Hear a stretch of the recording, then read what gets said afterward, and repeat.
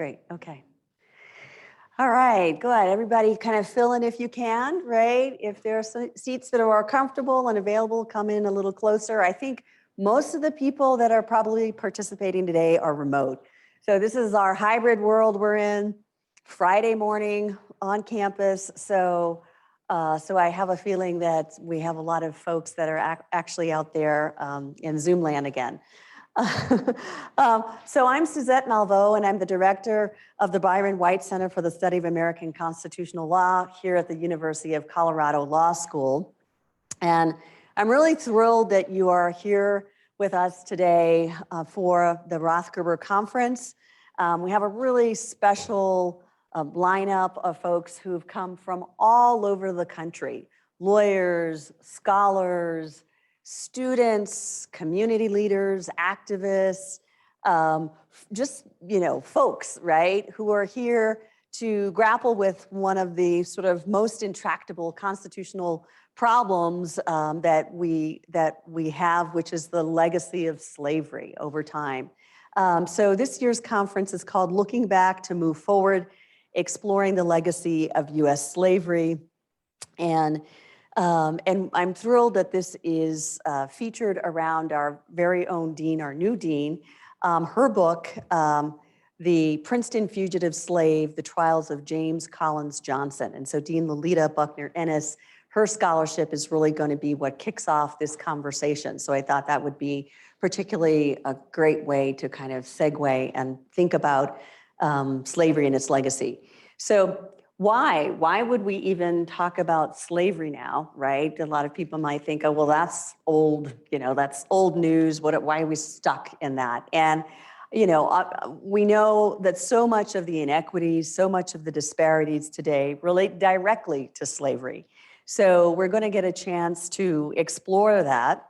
We'll be looking at government-sanctioned racial massacres. In particular, we're looking at the Tulsa Race Massacre of 1921, bringing together the people who brought the first and only constitutional law claim for redress for the victims of that racial massacre. We're going to be looking at criminal justice and the inequities in the criminal justice system and the through line from slavery to criminal justice today. And many of you, I really appreciate, were able to be at Modus Theater last night. Just kind of warms my heart. It was just a beautiful experience where we had folks in our community who were formerly incarcerated tell their stories. They had their monologues and they literally told their stories. And I got the tremendous honor to sort of sit in the shoes of one of those folks and read part of his monologue and interact with him directly and really try to learn as much as I could through that experience. And so that was very touching. And I appreciate what they did for us because I feel like they really grounded us in terms of why are we here and why are we doing this work. So very, very appreciative.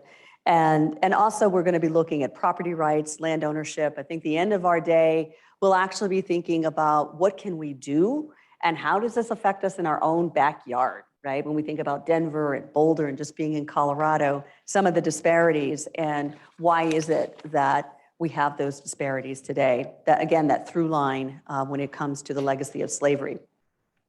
So first of all, before we sort of launch into the substance of the conference itself, let me just begin by recognizing that the University of Colorado sits on the lands within the Ute, Cheyenne, and Arapaho peoples' territories. We also acknowledge that 48 contemporary tribal nations are historically tied to the lands that make up the state of Colorado. In terms of some housekeeping matters, just again, welcome to the folks that are out who are participating remotely in Zoom. We are going to be able to take your questions. And so we ask that you just use the Q&A function at the bottom of the screen in order to participate.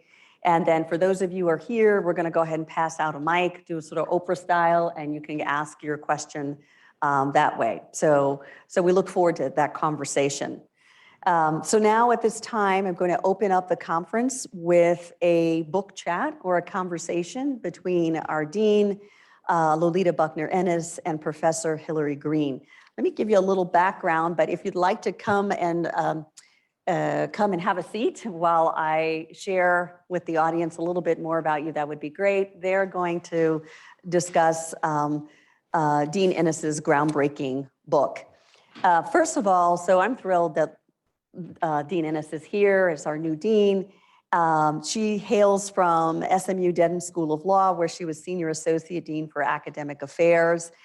She's also the Provost Professor of Law here. And she is a prominent national and international scholar, a member of the American Law Institute, and she's the United States Special Rapporteur to the International Academy of Comparative Law on the topic of contemporary slavery. That's a mouthful. That's amazing, right? So just does some really amazing work. Her book that she will be talking a little bit about is one of the 5 books that the Center for Compassionate Leadership has named that white leaders should read about systemic racism. And she's also working on a book now, currently talking about Black Lives Matter and Me Too. So looking forward to that work as it'll be out, I think, shortly next year? Is that right? Something like that? Yes. Yeah, okay, great. All right, we're looking forward to it. If it's anything like your current book, which I really appreciate, it's going to be wonderful.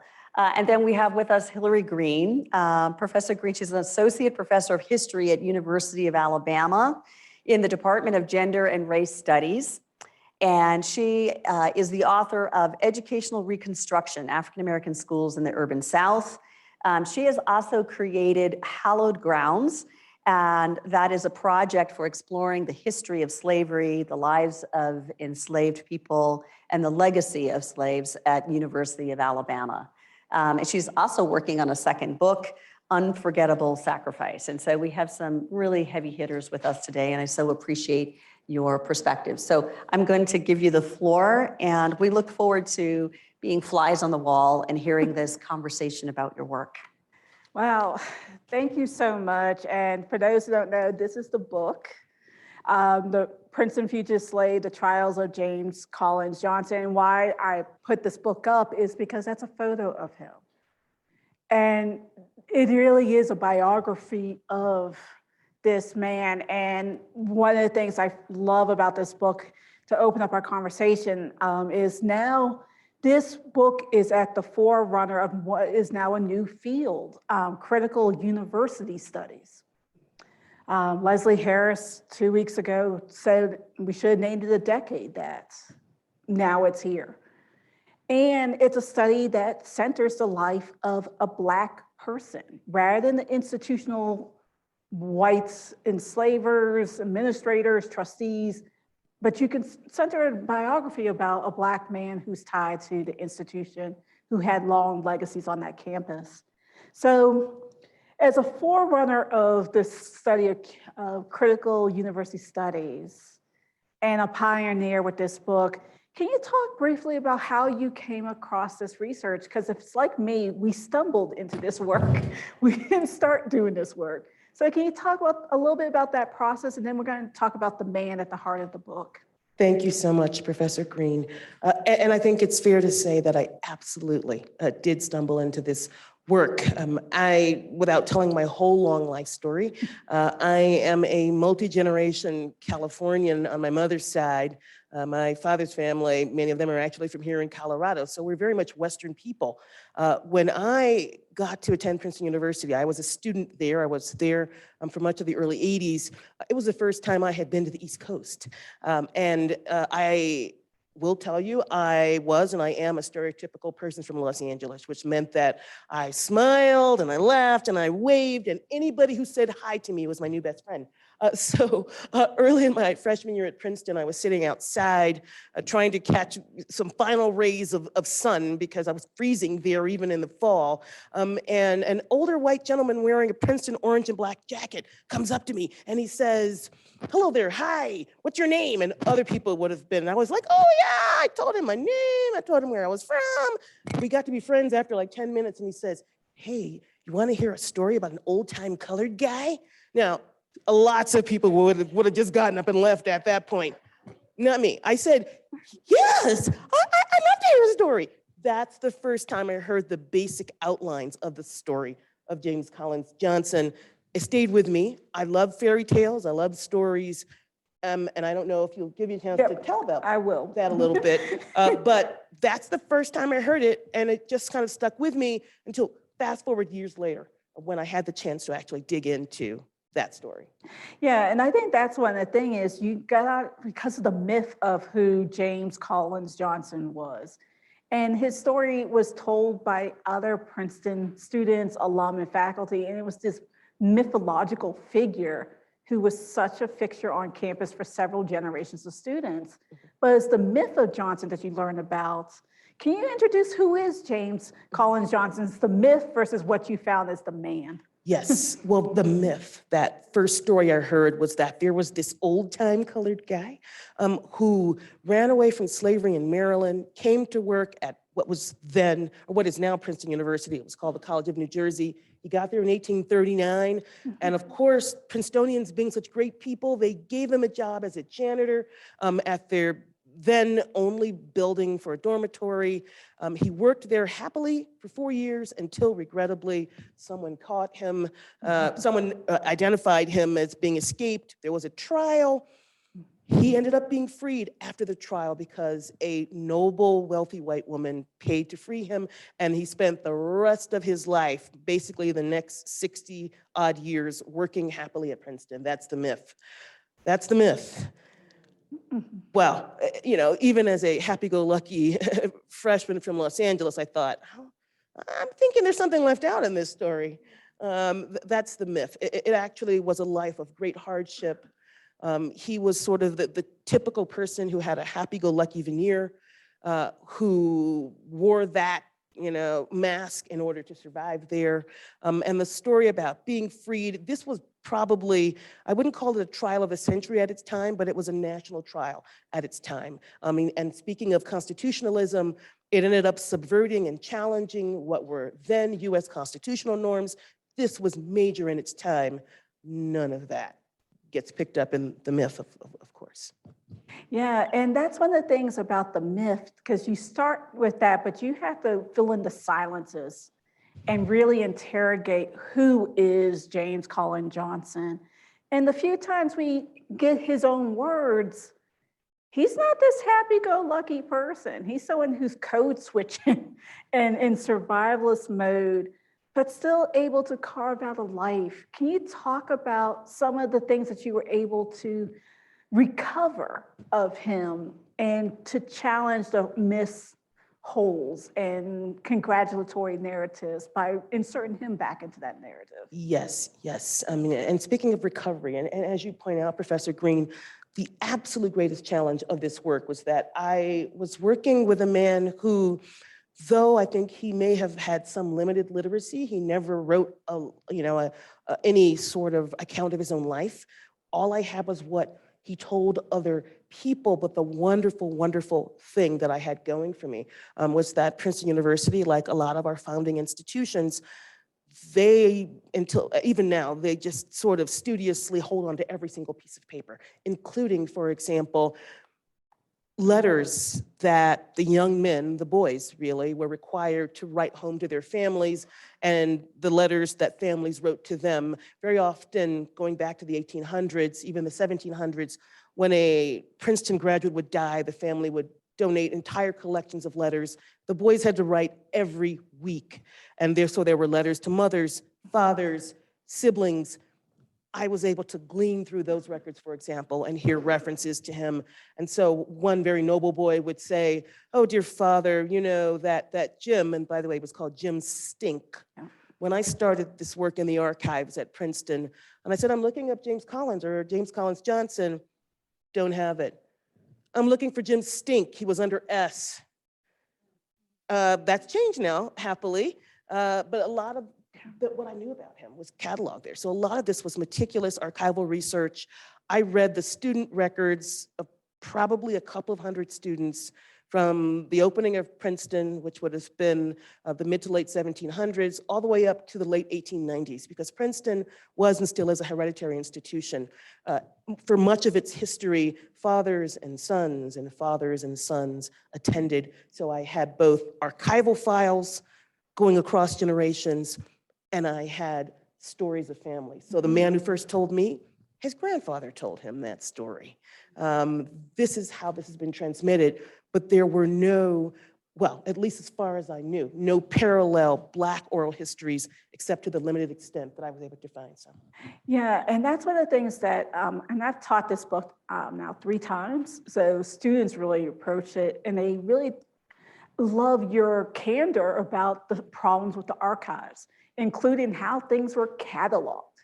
So if you're doing repair work, you have to think creatively into those Jim Crow institutions of archival work to find people over time.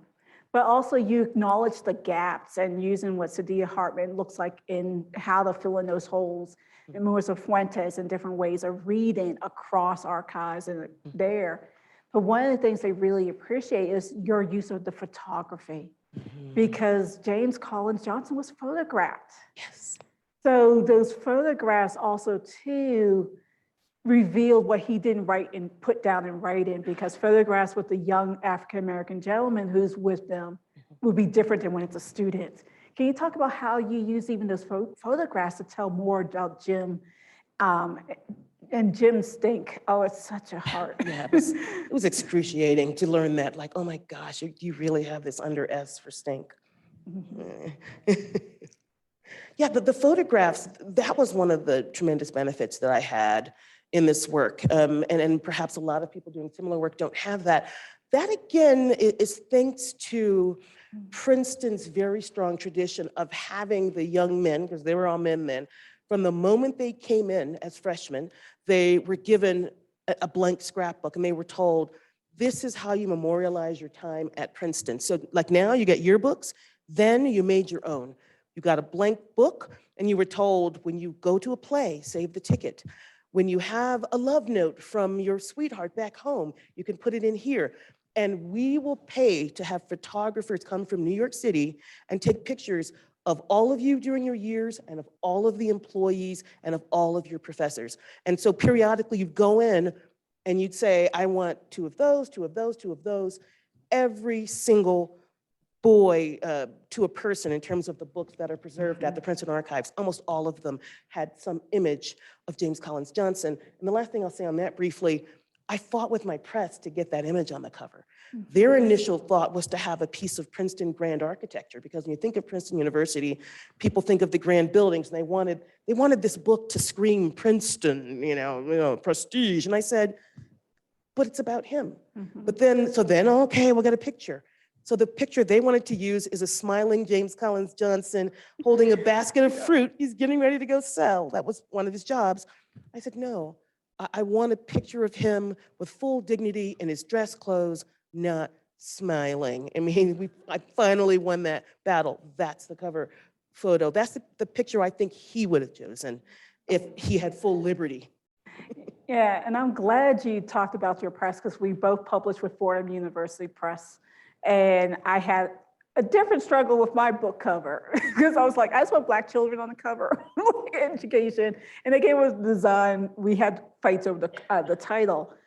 But I wanted to know, I think it's interesting that you published with Fordham and not Princeton University Press. And it shows something about institutional support and reception. Can you talk about why Fordham and how Princeton has received your book? Yes, well, first I'll talk about the choice of press. Well, I mean, I think even if the only thing I knew was that Princeton University had a press, and they do, a quite prestigious one. When I started doing this work and I was well into it, and I started seeking presses, I reached out to contacts, nothing. I finally got someone to say, well, we don't really take proposals, you have to send a single letter, and if we like the letter, then we'll ask for your proposal. I did that. This was summarily rejected by Princeton. So then, those of you who know me as dean, I really don't take no that well. I keep asking, maybe about the third or fourth time I get it. I asked them, yes, well, could somebody just, I'm new at doing long form books. Could you explain to me, what are the things that you looked at? And they said, this is not the sort of topic that would really be of interest to our audience. It's extremely narrow, and we just don't think there's going to be any market at all for this. Try somewhere else. I then actually ended up talking with colleagues and asking, are there presses who might be interested in this, in terms of yes, it's a narrow biography about a much grander and greater concept. And I think Fordham, I had a wonderful set of editors who championed my book, because the other thing, as you know, Professor Green, I went through not one, but 2 rounds of historian review on this. Historians are a tough crowd, academic historians as opposed to legal historians. I now have 24 separate reviews, all of them speaking at cross purposes. So it really was up to my very skilled editors to navigate me through to publication. I mean, so for example, one historian said, I don't know why you have this chapter in here about the white woman heroine. We don't really need to know about her. And I thought, are you kidding me? I mean, arguably she's the reason the man walked free. I mean, so when you're dealing with institutional systems of academics, I mean, you have barriers even in the 21st century. I think you know that. Yeah, and that's one of the things in there too, and it really came out because this is not the first time presses have failed to see what is here. And that's one of the reasons why this book is in its importance, because when I taught this 2 weeks ago, my students picked up on the same thing. They're like, it's not Princeton, okay. What else is going on here? And but now when you have this thing of critical university studies, I think it's going to be more people coming in and really showcasing this work, because it's being taught. And it's being taught across all levels, because you really show what institution repair looks like, the myth making that has to be debunked, but how you also have to mine the archives that were not set up to recover these lives. But this is how you will find the full biography of James Collins Johnson, and that a biography is possible even with the scarcity of an archive. So based on the topic of today in repair, where do you see this book and getting Princeton to really fully repair that they're engaged? How might Princeton use this today? Well, I am pleased to say that since I got close to publication in the years since then, Princeton has, well, they've now acknowledged me and the book, which is amazing, frankly. I mean, I'm a very, very strong Princeton alum, don't get me wrong. However, I know that my alma mater has a long set of practices that make it very difficult for them to acknowledge this sort of thing. They have, for example, named an arch for James Collins Johnson. They have renamed an arch for where he used to sell his wares. They have, really when I was close to the end of the project, they hired an historian to come down and start something called Princeton and Slavery. So there is an online project now where they have started to interrogate their history. I won't say that that work is done, because I think that, for example, Princeton has always insisted, we, the institutional we, big W, we never owned slaves. Oh, okay. And you know what? Well, using sort of the legal method, okay, I'm going to go with that. You never owned slaves. But then, of course, you had to look at the fact that trustees and professors and the president and donors owned slaves. Predecessor institutions owned enslaved people. And even where there were presidents who owned enslaved people, as soon as they ascended to the presidency, that's usually when you saw manumission documents being filed. So they were, well, I have to give it to them. They were were and they are very savvy about appearances. And even in, pick a year, the 1820s, when I think the last president, President Greene, liberated or manumitted his enslaved woman, he knew how it would look if he kept an enslaved woman living with him in the Princeton president's house. He knew how that would look. So Princeton understands its history better. I still think they have a long way to go. One of the things that they are not really willing to acknowledge is that the contemporary African-American community now in Princeton University, a lot of them are descendants of these early servants, as they like to call them, because they mostly got wages. A lot of those people have been pushed out of the town because of gentrification. There's never been any significant effort to assist them. Even Princeton is now barely acknowledging that even from the days of the 80s and 90s, when there were lots of Black students, there are far fewer. There are far fewer. And I think they're not really understanding, and that's part of the legacy that they're responsible for. There hasn't been a sustained effort at looking at what they created and what they caused, the inequities in that town, in that region, in that state.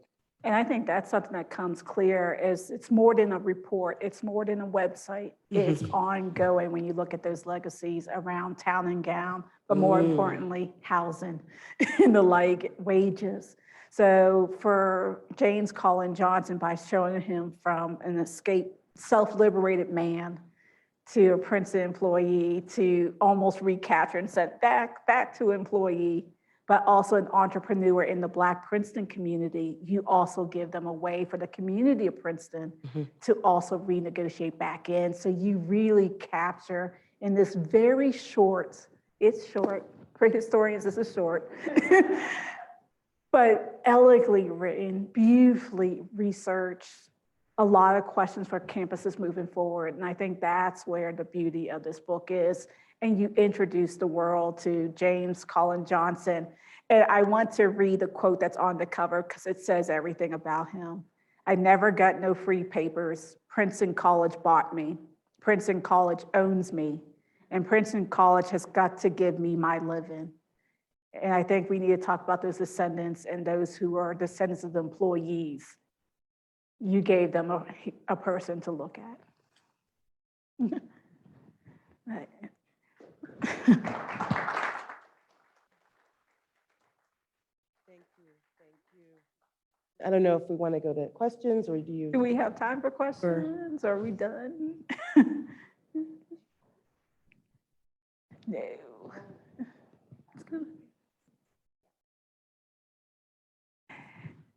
Oh, we have hands. Okay. Oh, sorry, on the back, yes. Was it common for the sons of planters and plantation owners to bring their enslaved servants to Princeton as valets and aides? Thank you. That is a wonderful question. And the answer depends upon who you ask. Princeton University and its historians have long maintained that that absolutely was not common, did not happen, was not a thing. Well, in order to interrogate that question, and let me just also add, when I was a student there, and it's still the case, that students say the reason that there are these beautiful master suites with tiny little rooms is because that's where the servant lived. Princeton says, no, no, no, that was never true, no, no, no. Well, I think the truth is somewhere in between. If you look at the wealthiest boys who came to Princeton, you find that they're often accompanied to Princeton by an enslaved person. And that person, though university rules said they could not live on campus, many of them were quartered in the town. And it's there's a whole other article on reading the rules of the university and other universities. So, I mean, look, there are Princeton rules that basically said that you can't bring your horse, your gun, or your servant. Yep. I mean, and servant, slave. Because at the beginning, boys would just horribly abuse these people. And there was a sense that there's so much horse and servant abuse going on. We've got to stop boys from quartering them. So for a while they were in the town. And in fact, the nearest I come to it, I think, is a study of some of the most famous Princetonians where they're writing back home, talking about Yeah, and I'll say Alabama, that's the first prohibition that the faculty do in their 1831 bylaws, but their tuition dollars and student fees paid for servant hires. And so those who did bring their servants, because there's no slaves on campuses, they're servants, they all reside in town because there was not enough dorm space in town, on the campus. So a lot of them who rented houses always got around it by bringing and renting their enslaved people with them. So you'll see ways, there's rules and then there's the students and their parents.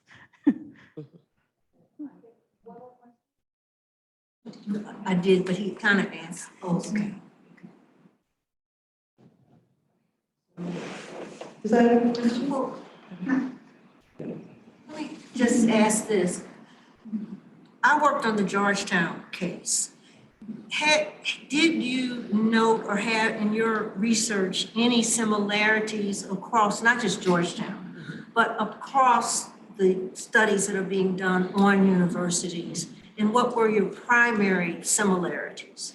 Absolutely, yes. I mean, so by the time I started this work, for example, Brown University and Harvard, they were well along the way in looking at their institutions' relationships with enslaved people and slavery-like systems. So there were a lot of similarities. So although Georgetown, we've been able to clearly document the institution not only owned enslaved people, they sold them for profit. Princeton doesn't have that kind of smoking gun, but you do see a lot of similar practices in terms of how, for example, enslaved people are used to sustain the institution, or how, for example, like there was a question earlier about the sons of planters and plantation owners. That was a key demographic. I mean, I have materials showing that presidents of Princeton traveled to the Deep South and to the West Indies to recruit students because Princeton was deemed an ideal place for the planter class. And in a yet other piece of work that I've not yet published, I have about 42 pages where I go through and look at the ultimate, the geographical location from which boys came, what their line of work was, and whether they owned enslaved people. Probably 60% of early Princeton classes were young men who were from the South or the West Indies, and they owned enslaved people, and a huge number of them were what? Lawyers. The L word, the law word, that is writ through this. Some of our best known jurists were Princetonians who upheld slavery. That's a whole other talk that I could have. Yeah, and I know for something like UA, the majority of their enslaved people were hired out, but we have bill of sales. And we also have enslaved people gifted by the governor and then sold. So it goes there, majority, since they are hired out, it's hard to track where they are. So we don't have that smoking gun of the 272 that Georgetown had, but we definitely had where the university owned at least 12, but the enslaved people built UA in 1827, and they were there until the destruction of UA on April 4th, 1865. So when you go afterwards, I've been able to track 15 people into freedom, because then they become the first paid employees and educators in the town. So be able to track them, but there was no type of reparations because UA remains a white-only school until the Civil Rights Movement. Thank you both for using enslaved. Because so many times we say slave, slave, slave, and it takes away the dignity of the Africans that were enslaved. They were not slaves, they were enslaved. And I think that's so important for our concept of the humanity, not just of Africans, but of current African Americans. So I really appreciate that. Thank you both. Thank you. Thank you. Thank you.